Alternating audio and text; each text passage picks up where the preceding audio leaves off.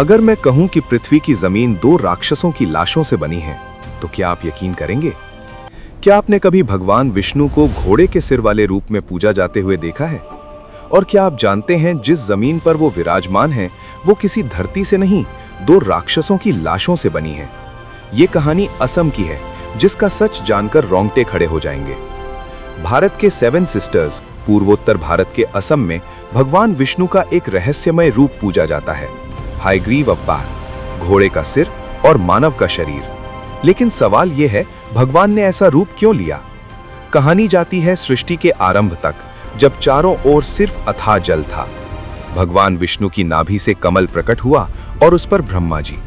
भगवान विष्णु ने उन्हें दिए 4 वेद, सृष्टि रचना का पूरा ज्ञान। ब्रह्मा जी तपस्या में लीन थे, तभी एक भयानक घटना हुई। भगवान विष्णु के कानों के मैल से 2 असुर उत्पन्न हुए, मधु और कैटब। हजारों वर्षों तक पानी में रहने के बाद भूख ने उन्हें पागल कर दिया। उन्होंने ब्रह्मा जी पर हमला किया, वेद छीन लिए और समुद्र की गहराइयों में छिप गए। वेद चले गए तो सृष्टि रुक गई। तभी ब्रह्मा जी त्राहिमाम करते हुए विष्णु जी के पास पहुंचे और वो घबराए हुए थे। तब भगवान विष्णु ने लिया हायग्रीव अवतार, घोड़े का सिर, क्योंकि समुद्र के घने अंधेरे में भी ज्ञान को सूंघ पाने की शक्ति चाहिए थी। हजारों सालों तक युद्ध हुआ, लेकिन असुरों को इच्छा और मृत्यु का वरदान मिला था। अंत में भगवान ने पूछा, तुम्हारी मृत्यु कैसे होगी? अहंकार में असुर बोले, जहां पानी ना हो। पूरी दुनिया जल में डूबी थी। तब भगवान ने अपनी विशाल जांघें जल से ऊपर उठाई। ये जगह सूखी है और वहीं मधु कैटब का वध हुआ।